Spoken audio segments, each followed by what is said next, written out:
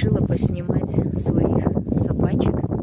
И пока я снимаю, значит, разговариваю над головой, ну прям голову поднимаю, и наверху на меня вот так как бы ко мне, вернее, навстречу летят два журавля здоровых, огромных таких, и журчат два журавля.